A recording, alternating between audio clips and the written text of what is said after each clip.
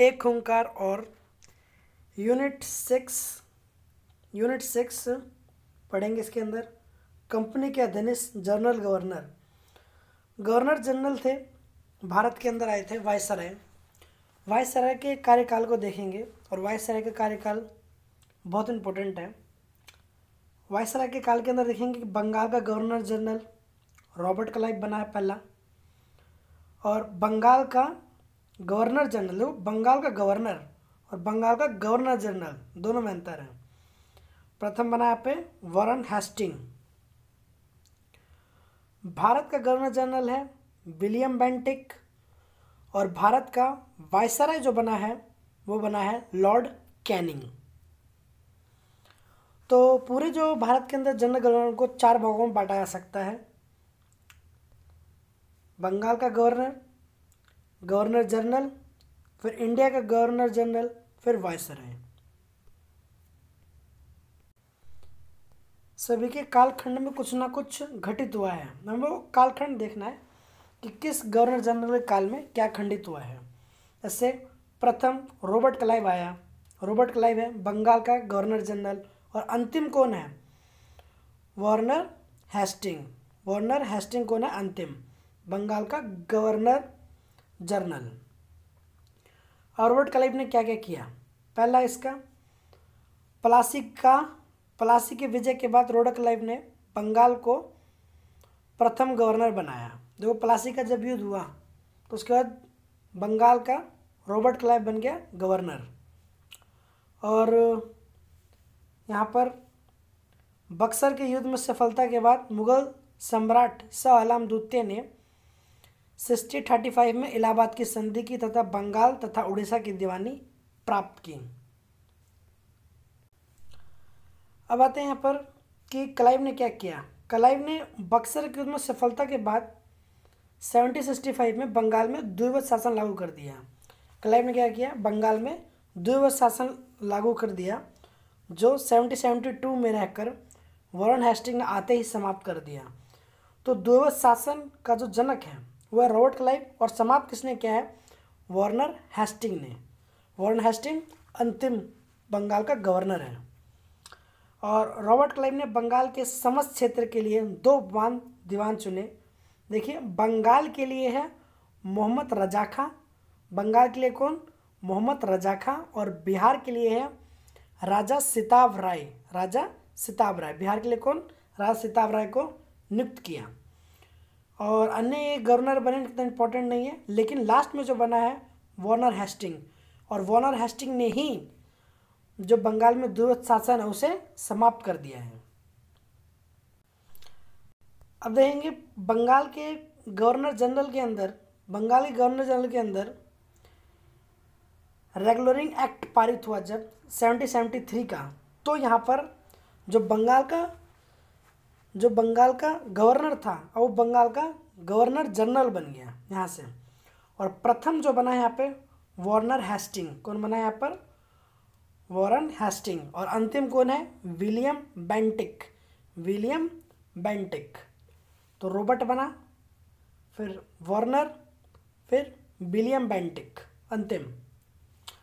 अब इसने क्या क्या किया है? रेगुलर एक्ट 77 के अनुसार बंगाल के गवर्नर जनरल को अब अंग्रेजी क्षेत्र गवर्नर जनरल कहा जाने लगा, जिसका कार्यकाल 5 वर्ष निर्धारण हो गया। अब अंग्रेजों ने यहाँ पे बनाया रेगुलर एक्ट के तहत 5 साल के लिए कार्यकाल कर दिया गया। अब ये बंगाल के गवर्नर जनरल कहलाने लग गए और मद्रास तथा मुंबई के गवर्नर को अपने अधीन ले लिया। इस प्रकार भारत कंपनी के अधीन प्रथम गवर्नर जनरल वॉरेन हेस्टिंग हुआ। और वॉरेन हेस्टिंग के कार्यकाल में क्या क्या हुआ खंडित देखते हैं। सबसे पहले इसने रेगुलर एक्ट 77 के तहत वॉरेन हेस्टिंग को बंगाल का प्रथम गवर्नर जनरल बनाया गया। क्या बनाया गया? Governor general. अब राजकीय कोषागार को मुर्शिदाबाद से हटाकर कोलकाता ले गया। जो मतलब राज्य के से पैसे वैसे की व्यवस्था की जाती वो मुर्शिदाबाद से चल गया कोलकाता। वॉरेन हेस्टिंग ने 77 में द्विवध शासन को समाप्त कर दिया। तो रॉबर्ट क्लाइव ने शुरू किया था द्विवत शासन, लेकिन वॉरेन हेस्टिंग ने आते आते बंगाल में द्विवत शासन क्या कर दिया, समाप्त कर दिया। रेगुलर एक्ट के तहत 74 में कोलकाता में उच्च न्यायालय की स्थापना कर दी, एक न्यायपालिका बना दी, उच्च न्यायपालिका कोलकाता में पहला। इसका मुख्याधीश एलिजा एपे था। तो भारत के अंदर पहला जो मुख्य न्यायाधीश बना है वो कौन है, एलिजा एपे था, जिसे 1782 में इस्तीफा देना पड़ा। वॉरेन हेस्टिंग ने बंगाली ब्राह्मण नंदकुसे पर झूठा आरोप लगाकर न्यायालय में फांसी की सजा दिलवा दी थी। इसीलिए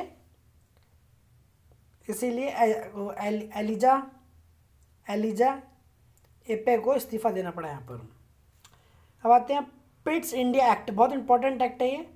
पिट्स इंडिया एक्ट कब पारित हुआ, 1784 के द्वारा गवर्नर जनरल की काउंसिलिंग को 3 सदस्य दिया गया तथा बोर्ड ऑफ काउंसिल की स्थापना की गई। कोलकाता में मद्रास की स्थापना की गई, मदरसा की स्थापना की कोलकाता में।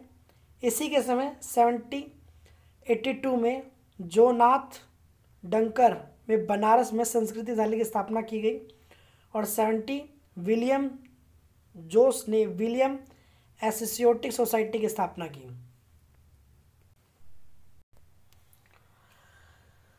1784 में चार्ल्स विल्किंस ने भगवत गीता कथा योग विष्णु को अंग्रेजी में अनुवाद कराया। इसने मुगल सम्राट को 26 लाख पेंशन वर्ष देने से बंद कर दिया। किसने किया ये, वॉरेन हेस्टिंग ने। इसी के समय 1780 में भारत का पहला समाचार पत्र द बंगाल गजट प्रकाशित हुआ जेम्स ऑगस्टिन हिक्की ने। और प्रथम अंगाल मराठा युद्ध और द्वितीय अंगाल मराठा युद्ध और तृतीय अंगाल युद्ध मंगोल संधि इसी के काल में हुआ है। मतलब मराठा का तीनों युद्ध वॉरेन हेस्टिंग के काल में हुआ है। और जब वॉरेन हेस्टिंग इंग्लैंड वापस चले गया तो इस पे वक्र ने महायोग का मुकदमा दायर किया, परंतु पारित नहीं हो पाया। तो वॉरेन हेस्टिंग के यही इंपॉर्टेंस देख लेते हैं। एक तो इनका है द्विवत शासन को समाप्त करना है, और पहला जो मुख्य न्यायाधीश है एलिजा एपे को बनाया। बंगाल में कोलकाता में एक उच्च न्याय की स्थापना कर दी, बस। अब आते हैं लॉर्ड कार्नवालिस इंपॉर्टेंट गवर्नर रहे हैं। ये बंगाल के गवर्नर जनरल रहे हैं। इसमें पहला पॉइंट है, कार्नवालिस भारत में सिविल सेवा का जनक कहा जाता है। मतलब सिविल सेवा के जितनी भी चीज़ें हैं, IAS PCS जो भी रखते हैं बनते हैं, वो लॉर्ड कार्नवालिस की देन है। भारत में पुलिस सेवा का जन्मदाता माना जाता है लॉर्ड कार्नवालिस को।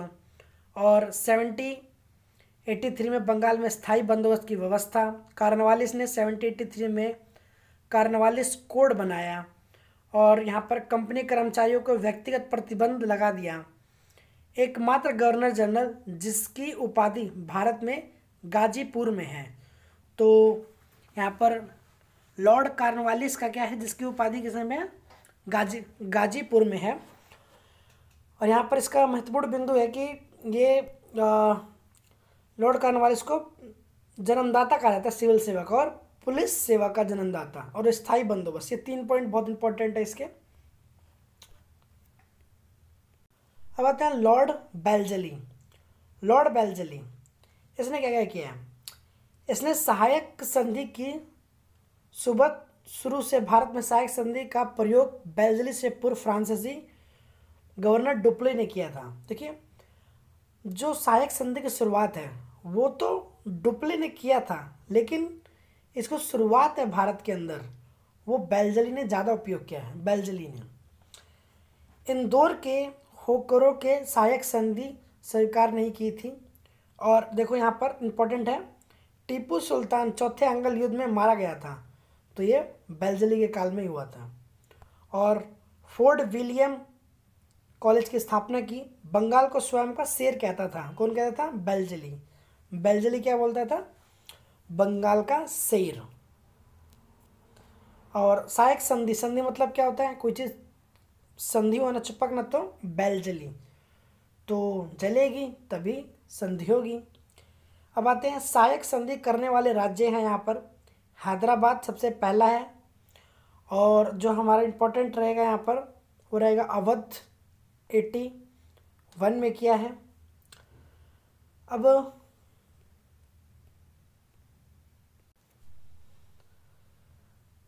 1860 में भारत भेजे जाने वाले फ्रांसीसी अधिकारियों की शिक्षा और प्रशिक्षण के लिए इंग्लैंड में हैलबरी में एक इंग्लैंड इंडिया कॉलेज की स्थापना करी, और लॉर्ड कॉर्नवालिस का दूसरा कार्यकाल शुरू हुआ, परंतु शीघ्र ही उनकी मृत्यु हो गई। अब लॉर्ड मिंटो प्रथम, लॉर्ड मिंटो प्रथम है ये। इनके कार्यकाल में रणजीत सिंह और अंग्रेज के बीच अमृतसर की संधि हुआ, यहाँ पे लड़ाई हुई है, और इसके समय चार्टर एक्ट 1833 पारित हुआ। ये इंपॉर्टेंट है, लॉर्ड मिंटो प्रथम की इसमें क्या है, चार्टर एक्ट 1833। अब आते हैं Lord Hastings. Lord Hastings very important. Lord Hastings ने क्या क्या किया है, आंग्ल नेपाल युद्ध, इस युद्ध की समाप्ति से संघोलों की संधि हुई। तो संघोल की संधि किसके बीच में हुई है, नेपाल और अंग्रेजों के बीच में संघोल की संधि। पिंडारियों का दमन किया गया, पिंडारियों को दमन किया जो लूटपाट करते थे। पिंडारी वस्तु लूटकर एक दल था जिसमें हिंदू मुस्लिम दोनों ही शामिल थे। इनमें मराठा का समर्थन प्राप्त था, तो इन्होंने लॉर्ड हास्टिंग ने पंडारी जितने भी थे, लुटेरे थे, उनके ऊपर सबसे ज़्यादा कड़ा प्रतिबंध लगा दिया। अब आते हैं हास्टिंग ने मराठा युद्ध में तृतीय पराजित और मराठा संघ को भंग कर दिया। इसने प्रेस पर लगे प्रतिबंध को समाप्त कर प्रेस में मार्गदर्शन के लिए नियम बनाए। इसी के समय 1823 का टैक्सेशन एक्ट, कास्करी अधिनियम लागू हुआ। टेनेसी एक्ट पारित हो गया यहाँ पर। अब आते हैं भारत के गवर्नर जनरल। अब हमने यहाँ पे क्या क्या पढ़ लिया है, बंगाल का जनरल, फिर बंगाल का गवर्नर जनरल। अब आते हैं चार्टर एक्ट पारित हो गया है 1883 का, और प्रथम है विलियम बेंटिक। विलियम बेंटिक क्या है यहाँ पे, भारत के गवर्नर जनरल पहला। और अंतिम कौन है, लॉर्ड कैनिंग। लॉर्ड कैनिंग क्या है, अंतिम है।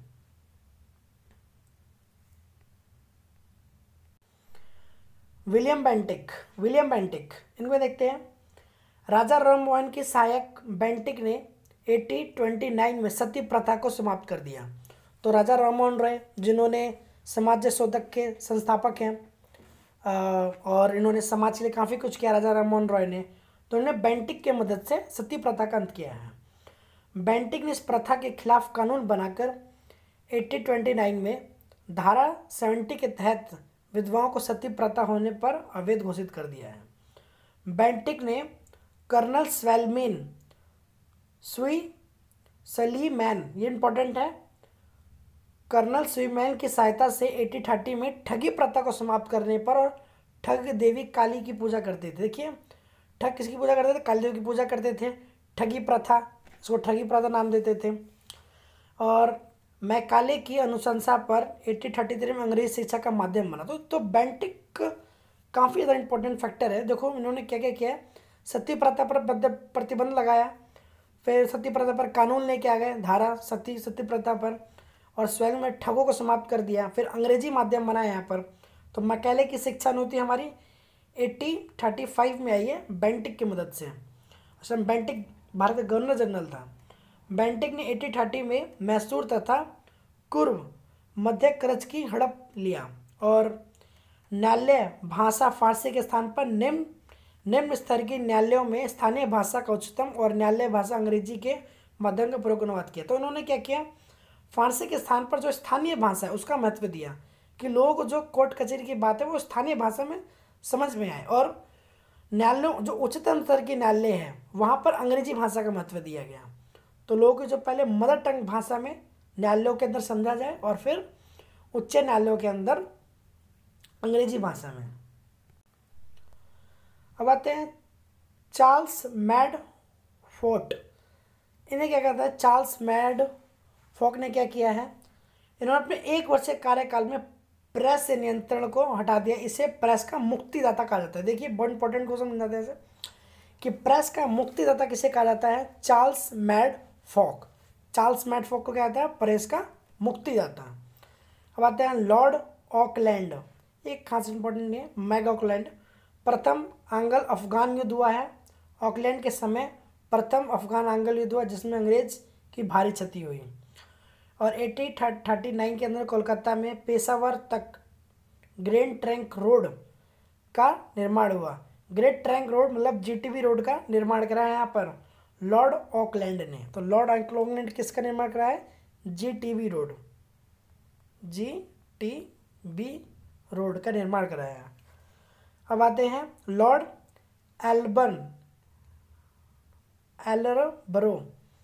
एलन ब्रो, इन्होंने क्या किया है? दास प्रथा का उन्मूलन किया। दास प्रथा, लोग को गुलाम बनाना, लोग पहले यहाँ पे गुलामी में लोग रह जाते थे, मतलब अगर कोई कुछ पे नहीं कर पाया तो लोग वहाँ पे गुलाम बन के रहते थे अंग्रेजों के, जैसे दगनी प्रथा, ठगी प्रथा, इस तरीके से। और रविवार की छुट्टी की शुरुआत की तो किसने किया है? Lord Ellenborough. तो एलन ब्रो, ब्रो क्या कर रहा है तुम्हारा? ब्रो कर रहा है दास प्रथा का अंत, चलो, और छुट्टी भी कर दे रहा है। और लॉर्ड डलहौजी, लॉर्ड डलहौजी काल में क्या क्या हुआ है? द्वितीय एंग्लो सिख युद्ध हुआ है, पंजाब ब्रिटिश शासन में विलय हुआ है, कोहिनूर महारानी विक्टोरिया को भेजा गया है। तो कोहिनूर को भेजने वाला कौन है? लॉर्ड डलहौजी। द्वितीय एंग्लो युद्ध बर्मा युद्ध हुआ और लोफर बर्मा में पिंगू को अंग्रेज में राज्य मिल गया। अब इनका महत्वपूर्ण कार्य देखते हैं क्या क्या है। इनका सबसे महत्वपूर्ण कार्य लॉर्ड डलहौजी काल में व्यापक सिद्धांत के कारण याद किया जाता है। व्यापक नीति मतलब डॉक्ट्री ऑफ लैब। इस तहत में क्या था कि जिनका खुद का बेबी नहीं होता, खुद का, जो बच्चे खुद के नहीं होते हैं, माता पिता के नहीं, तुम गोद नहीं ले सकते अपने बच्चे को, किसी को भी, तो उसके तहत इन्होंने क्या, वो राज्य अंग्रेजों का हो जाएगा। इस नीति के तहत अंग्रेजों में विलय होने वाला सर्वप्रथम था सतारा। कौन था? सतारा, 1848 के अंदर, ठीक। और मेन इंपॉर्टेंट है झांसी। कौन है? झांसी और नागपुर। झांसी कब हुआ है हमारा? 1853 में, और नागपुर हुआ है 1854 में। 1857 में अवध को कुसान का आरोप लगाकर अंग्रेज राज्य में विलय कर लिया और उस समय अवध का नवाब वाजिद अली खां था। अब आते हैं 1856 में इन्होंने तोपखाने के मुख्यालय को कोलकाता में से मेरठ को स्थानांतरित कर दिया और सेना का मुख्यालय शिमला में स्थापित कर दिया। इन्होंने क्या कर दिया? 1854 में वुड डिस्पैच को लागू कर दिया। Wood dispatch. और इनका एक और चीज़ काम फेमस है, वो है भारत में रेलवे का जनक कहा जाता है डलहौजी को। और इसी के समय पहली बार 16 अप्रैल 1853 में बम्बई से थाने के बीच में 34 किलोमीटर की प्रथम रेलवे चली है। सन 1854 में नया पोस्ट ऑफिस एक्ट पारित हुआ। इसमें भारत में पहली बार डाक सेवा का प्रचलन शुरू हुआ। तो डलहौजी ने रेल और डाक दोनों का प्रचलन शुरू कर दिया यहाँ पर। इससे पृथक भारत में पहली बार सार्वजनिक निर्माण विभाग शुरू हुआ। सार्वजनिक निर्माण जिसको सबको यूज कर सकता है। इसके सन में एक स्वतंत्र विभाग लोक सेवा विभाग बना। इसी के समय में 1853 में कोलकाता और आगरा के बीच पहली बार बिजली संचालित तार सेवा शुरू हुई और इसे शिमला ग्रीष्मकालीन राजधानी बनाई। देखो शिमला को दो राजधानी कहता है, जम्मू और कश्मीर। तो जम्मू ठंडी में बोलते हैं उसकी कैपिटल, और कश्मीर बोलते हैं गर्मियों में। तो शिमला को ग्रीष्मकालीन राजधानी बनाने वाला है ये लॉर्ड डलहौजी। 1853 से ही अधिकारी को नियुक्त किया और प्रतियोगिता परीक्षा की शुरुआत कर दी इसने, और 18 से 23 वर्ष कर दिया लॉर्ड डलहौजी ने द्वारा से। जो ली आयोग बनाया गया था सीमा IAS एग्जाम देने के लिए। सत्येंद्रनाथ टैगोर पहले भारतीय थे जिन्होंने 1863 में लंदन में सिविल सेवा की सफलता के प्राप्त किया था, और 1822 में इलाहाबाद और लंदन दोनों स्थान पर साथ साथ सिविल सेवा का आयोजन शुरू कर दिया गया। मतलब अब जो सिविल सेवा जनक वो भारत में भी हो रहा है और लंदन में भी हो रहा है। अब आएगा भारत के वायसराय। भारत के वायसराय कब आ रहे हैं? भारत के वायसराय हमारा लास्ट टॉपिक रहेगा। प्रथम जो है लॉर्ड कैनिंग है, और जो अंतिम जो है वो है हमारा, वो है Lord mountain, Lord Mountbatten, Lord Mountbatten. और लॉर्ड कैनिंग के बारे में आते हैं। यह भारत में कंपनी द्वारा नियुक्त अंतिम गवर्नर जनरल तथा ब्रिटिश सम्राट के अधीन भारत का प्रथम वायसराय है। देखिए लॉर्ड कैनिंग क्या है? अंतिम गवर्नर जनरल ब्रिटेन के, लेकिन भारत के क्या है? ये वायसराय। अब वायसराय बना प्रथम लॉर्ड कैनिंग।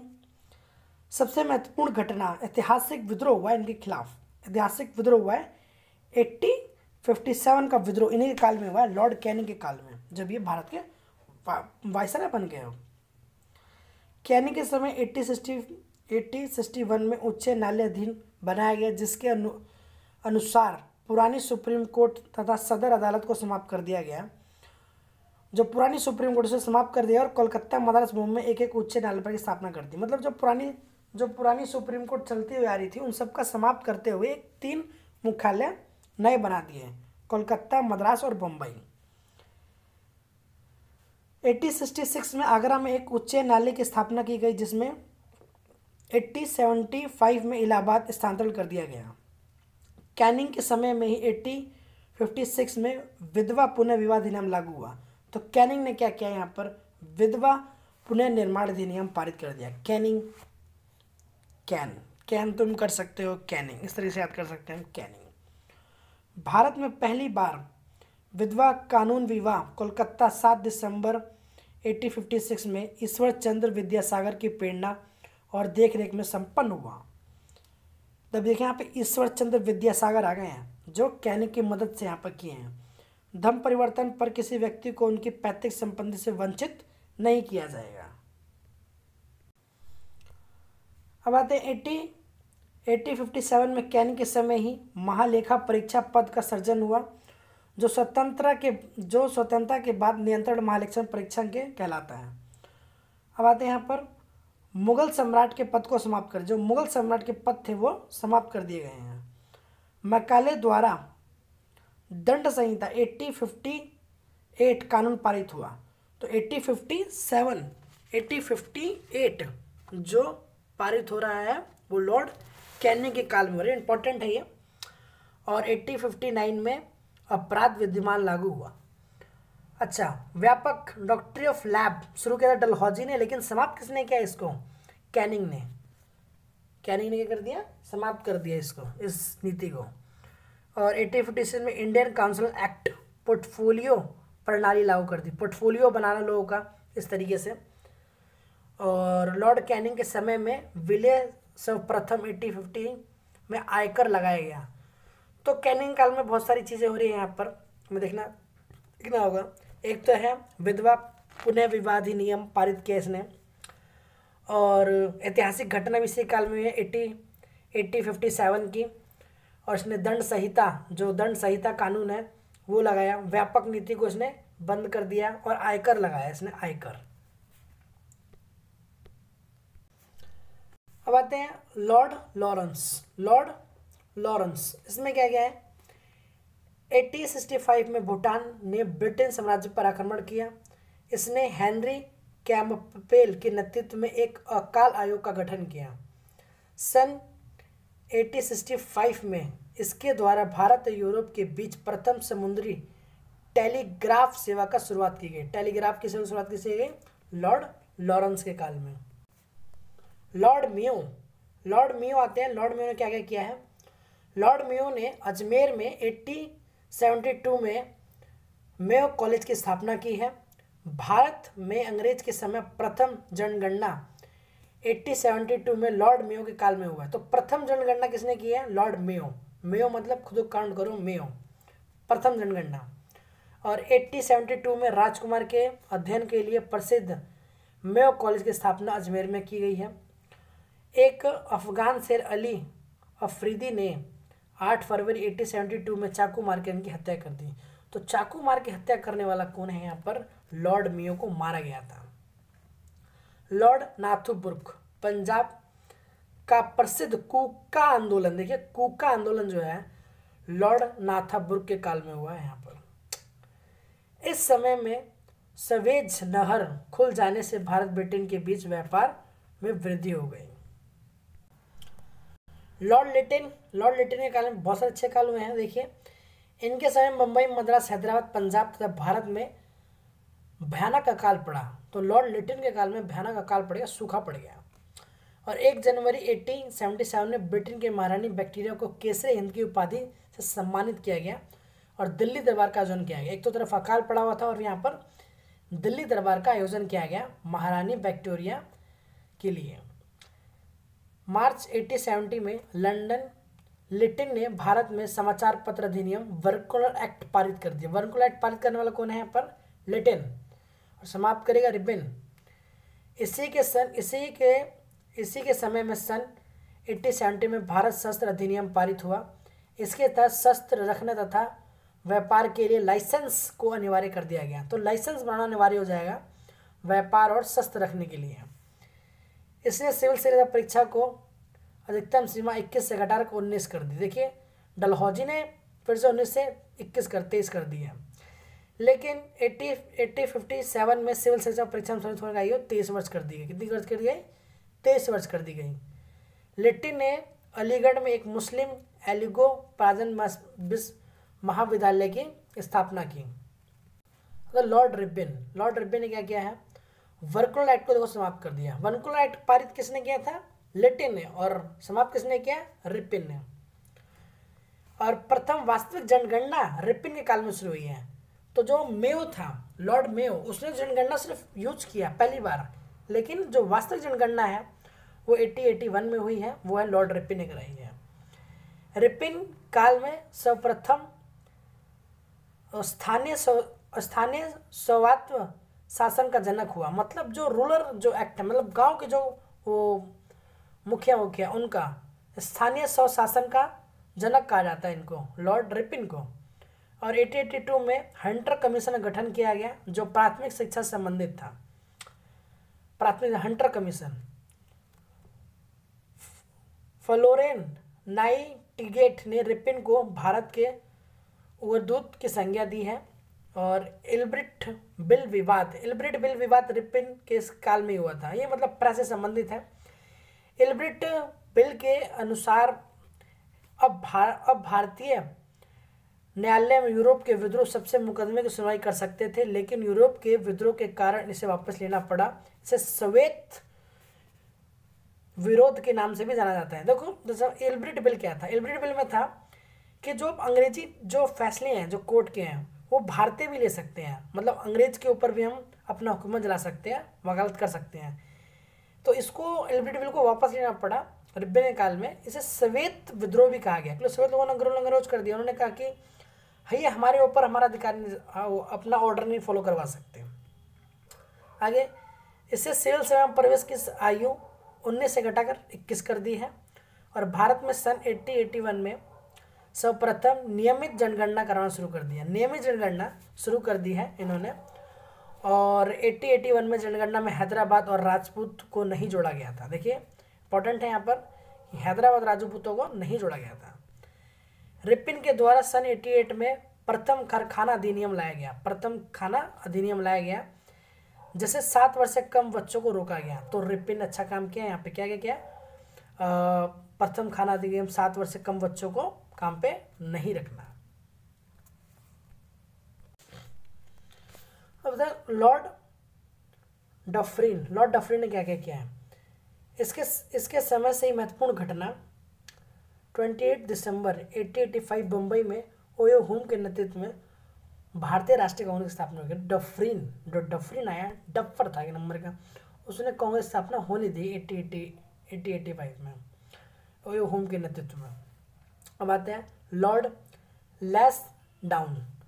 भारत और अफगानिस्तान के मध्य डुरंडी रेखा का इस्तेमाल इसने किया है। भारत और अफगानिस्तान को अलग किया इसने।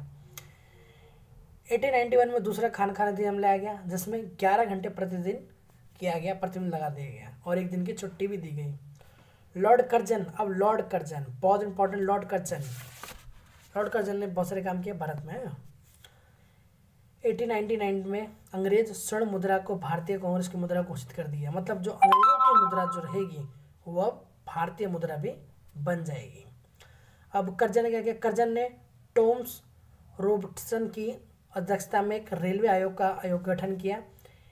1992 में सर एड्स फेरेज की अध्यक्षता में एक पुलिस आयोग और सर टॉमस रेल की अध्यक्षता में विश्वविद्यालय आयोग की स्थापना कर दी इसने।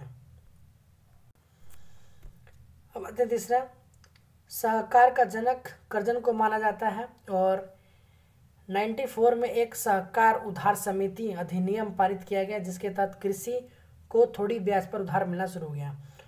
तो सहकारी का जनक मतलब कृषि को जो ऋण देना है किसानों को जो खेती वेती करने के लिए वो कर्ज देना शुरू कर दिया, वो कर्जन ने किया है। दयालु था बंदा कर्जन। 1994 में भारतीय पुराणवाद का विभाग स्थापना कर दी। इसके समय में 95 में पूना पर एक कृषि अनुसंधान खोला गया पूना में। किसानों के लिए काफ़ी अच्छा किया है। गुप्तचर विभाग की स्थापना कर दी। लॉर्ड कर्जन के समय में कि चरनर परीक्षा को सैनिकीय परीक्षण में शामिल करने के युद्ध में शामिल दे दिया। और लॉर्ड कर्जन के काल में सबसे महत्वपूर्ण घटना जो है वो है 60 अक्टूबर 95 को बंगाल का विभाजन इसने किया है लॉर्ड कर्जन ने। किसानों के लिए तो बहुत अच्छा कर दिया इसने कृषि के लिए, लेकिन जो है कर्जन ने यहाँ पर बंगाल विभाजन किया। बंगाल को दो प्रांतों में विभाजित कर दिया, एक पूर्वी बंगाल और एक असमी, और दूसरा पूर्वी बंगाल में बंगाल और मुख्य ढाका बनाया।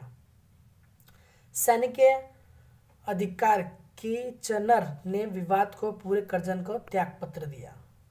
अब आते हैं लॉर्ड मिंटो द्वितीय। इसके काल में क्या हुआ है, इसके समय में आगा खां और सलीम उल्लाह खां के द्वारा ढाका में 1960 में मुस्लिम लीग की स्थापना की। देखिए किसने की है, आगा खां और सलीम उल्लाह खां ने। और 1970 में कांग्रेस के सूरत अधिवेशन कांग्रेस का विभाजन हुआ इसी काल में लॉर्ड मिंटो द्वितीय में। और मुसलमानों के लिए अलग निर्वाचन मंडल मॉर्ट मिंटो सुधार अधिनियम 1999 में द्वारा बनाया गया। लॉर्ड मिंटो द्वितीय, तो मुस्लिम लीग की स्थापना इसने होने दी है और मिंटो सुधार अधिनियम 99 द्वारा इसने पारित कर दिया। अब आते हैं लॉर्ड हॉस्टिंग द्वितीय। इसके समय काल में ब्रिटेन राजा जॉर्ज पंचम भारत आया है। लॉर्ड हॉस्टिंग द्वितीय काल में आया है और 12 दिसंबर 1911 को दिल्ली में एक भाग्य दरबार की आयोजन की स्थापना की। जॉर्ज पंचम आया है भारत में और बंगाल विभाजन रद्द कर दी घोषणा की थी। लॉर्ड कर्जन ने बंगाल विभाजन किया है और लॉर्ड हॉस्टिंग द्वितीय ने बंगाल विभाजन को बंद कर दिया है। ये भारत की राजधानी कोलकाता से दिल्ली स्थानांतरण करने की घोषणा की है इसने और 1912 में दिल्ली की राजधानी बन गई। और 23 दिसंबर 1912 में लॉर्ड हॉस्टिंग पर दिल्ली में बम फेंका गया। इस कांड में भाई बालू मुकद्द को फांसी की सजा दी गई।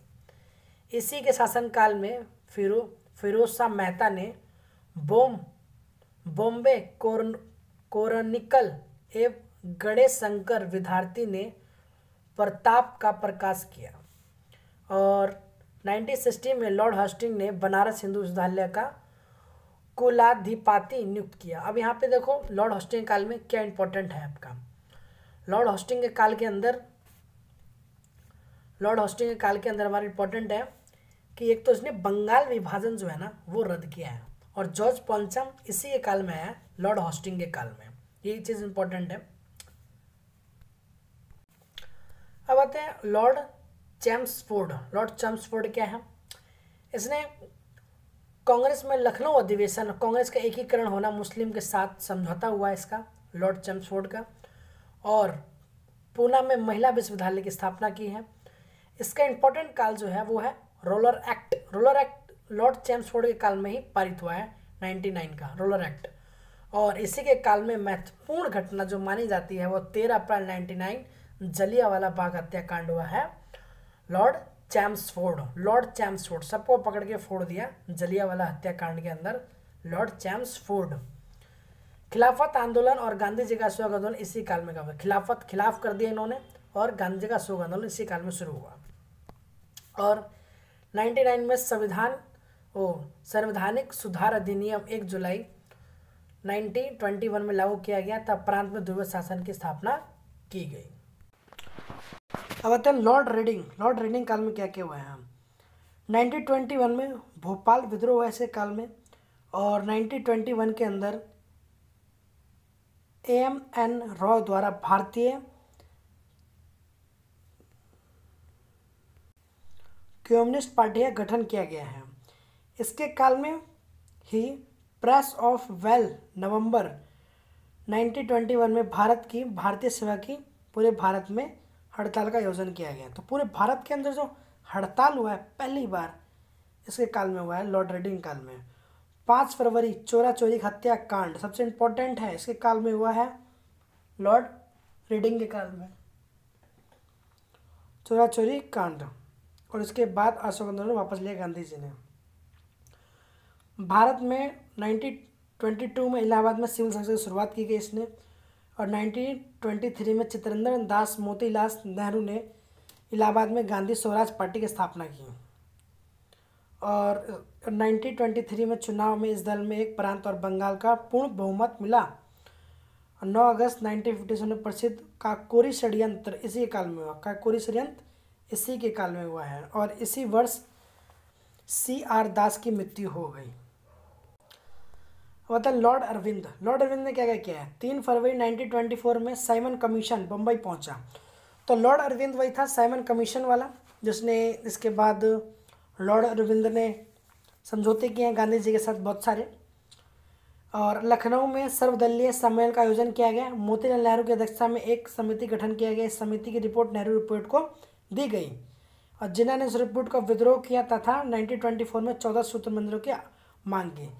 तो लॉर्ड अरविंद के काल के अंदर ही गांधी मतलब नेहरू रिपोर्ट बनाई गई, इसका जिन्ना विद्रोह करते थे उन्होंने कहा 14 सूत्र अपने लिए मांगे थे जिन्ना ने। अब लाला लाजपत राय की बदले में भारतीय चरमपंथी तथा दिल्ली के असेंबली हॉल में 1929 में बम फेंका गया असेंबली के अंदर। और लाहौर जेल में जतिंदर दास 13 जुलाई 1922 भूख हड़ताल की, और भूख हड़ताल की वजह से 64 दिन भूख हड़ताल में 13 दिसंबर 1929 को उनकी मृत्यु हो गई। भूख हड़ताल का कारण भारतीय अंग्रेज सेनाओं के व्यवहार में भेदभाव किया जाना था। और 1929 में कांग्रेस लाहौर अधिवेशन पूर्ण स्वराज का पारित हुआ। ये सबसे इम्पोर्टेंट है अरविंद के काल में, पूर्ण स्वराज। 26 जनवरी 1929 को स्वतंत्रता दिवस मनाने की घोषणा कर दी नेहरू जी ने। तो पूर्ण स्वराज दिया नेहरू जी ने दिया है, और 26 जनवरी 1930 को दिया है लॉर्ड अरविंद के काल में। लॉर्ड अरविंद के काल के बाद 12 दिसंबर 1930 में लंदन प्रथम गोलमेज सम्मेलन, देखिए प्रथम गोलमेज सम्मेलन अरविंद के काल में हुआ, इसमें कांग्रेस ने भाग नहीं लिया था। 4 फरवरी 1930 को साबरमती में कांग्रेस की कार्यकारिणी बैठक सविनय आंदोलन को शुरुआत किया गया। और 12 मार्च 1930 गांधी जी ने प्रसिद्ध दांडी मार्च यात्रा भी इसी के काल में शुरू की, लॉर्ड अरविंद के काल में। और 6 अप्रैल 1930 को दांडी पहुंचकर नमक कानून तोड़ा। और 5 मार्च 1931 को अरविंद गांधी समझौता हुआ। तो इसके काल में बहुत सारी चीज़ जो है इम्पोर्टेंट हो रखी है। लॉर्ड अरविंद के काल में सबसे पहले इसने लाला लाजपत ने बम फेंका है यहाँ पर। स्वतंत्रता दिवस मनाया गया, और गोलमेज सम्मेलन, प्रथम दांडी मार्च निकाला गया, और अरविंद गांधी समझौता इसी काल में हुआ है। अब आते हैं लॉर्ड वी लैंगेट। लंदन में ये इंपॉर्टेंट देखते हैं। लंदन में 1 दिसंबर से लेकर द्वितीय गोल सम्मेलन किया गया है। लॉर्ड विल कैंटकिट के शासनकाल जनगणना के काल के अंदर इस सम्मेलन में कांग्रेस ने भाग लिया और गांधी जी का प्रतिनिधित्व किया। और दूसरे गोल सम्मेलन की असफलता के बाद गांधी जी ने 3 जनवरी 1930 को दोबारा सविनय आंदोलन शुरू कर दिया। गांधी जी गए थे यहाँ पर, और यहाँ पे बात नहीं बनी थी गांधी जी से, तो इन्होंने दोबारा आंदोलन। आते हैं 4 अगस्त 1932 में रेजम मैकडोनल्ड ने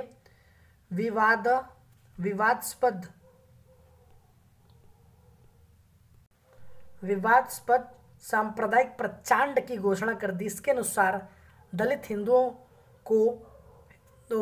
को हिंदुओं से अलग मानकर उन्हें अलग प्रांत देने का कहा गया और दलित वर्ग ने अलग निर्वाचन मंडल का प्रस्ताव किया। तो डॉक्टर भीमराव अम्बेडकर थे, ये पारित किया था कि जो दलित लोग हैं वो हिंदुओं से अलग अपना प्रधानमंडल मतलब प्रतिनिधित्व बना दें और दल बना दें और निर्वाचन मंडल खुद का बनाए। तो गांधी जी ने इसका पूरा विद्रोह किया है।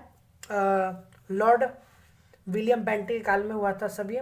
तो गांधी जी ने बहुत दुख और उन्होंने इसे हटाने के आमरण उपवास आरंभ किया और एक समझौता हुआ, इससे पुनः समझौता कहा। तो पुनः समझौता किसके काल में हुआ है?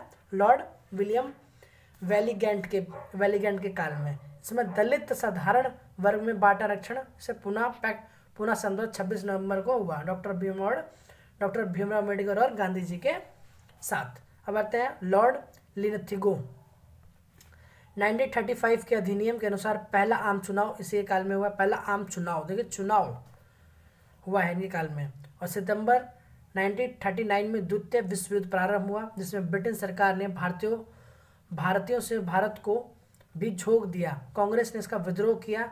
ना कोई भाई ना कोई पाई, मतलब कोई नहीं लड़ेगा अंग्रेजों के खिलाफ, अंग्रेजों के साथ कोई नहीं देगा लड़ने के लिए दूसरे विश्व युद्ध में।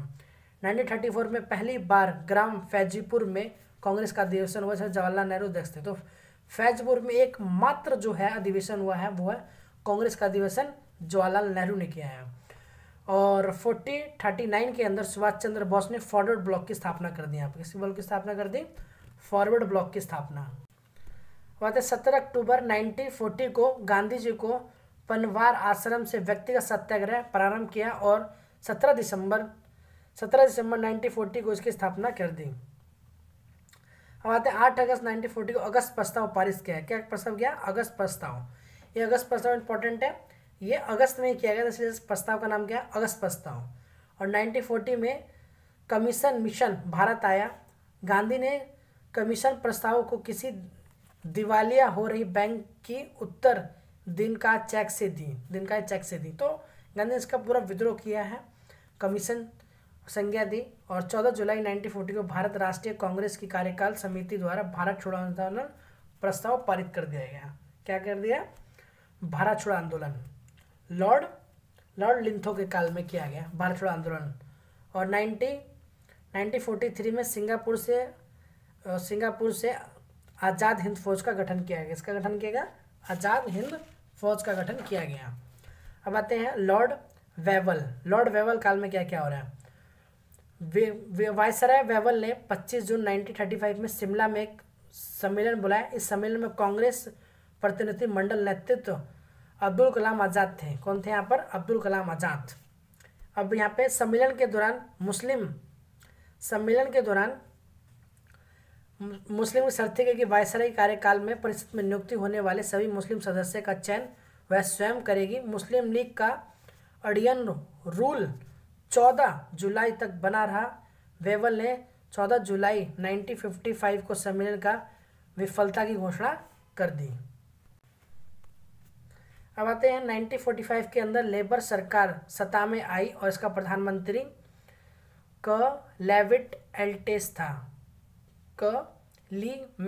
क्लीमेंट एल्टेस।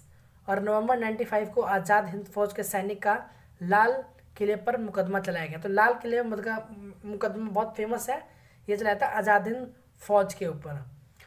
और 18 फरवरी 1946 में बम्बई में नौसैनिक का विद्रोह हुआ और 9 फरवरी 1946 में कैबिनेट मिशन की घोषणा की गई और दिल्ली में सब चलाया गया। 16 अगस्त 1950 को सीधी कार्यवाही दिवस का आयोजन किया गया।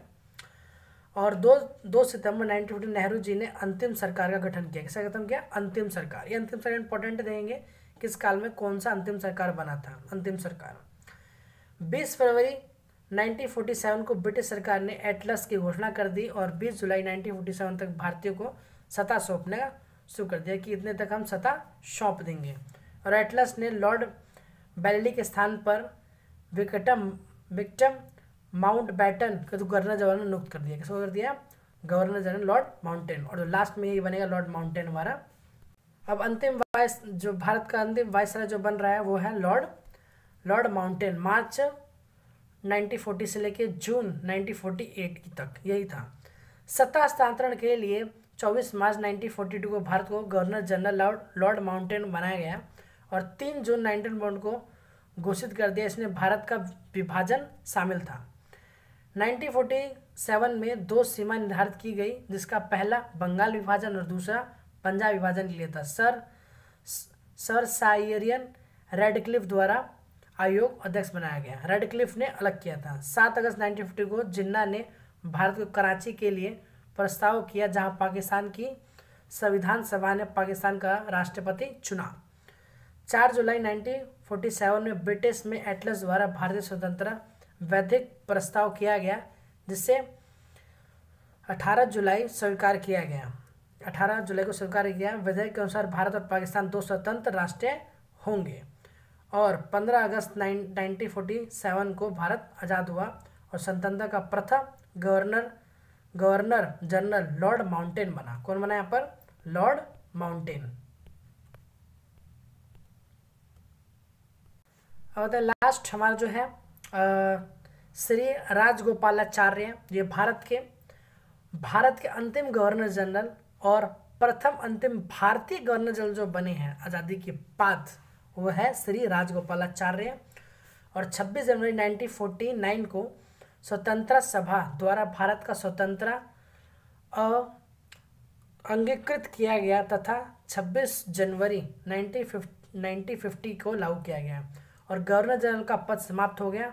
और उसके बाद डॉक्टर राजेंद्र प्रसाद भारत का प्रथम राष्ट्रपति नियुक्त किया गया, डॉक्टर राजेंद्र प्रसाद को। 6th यूनिट कंप्लीट हो गई है।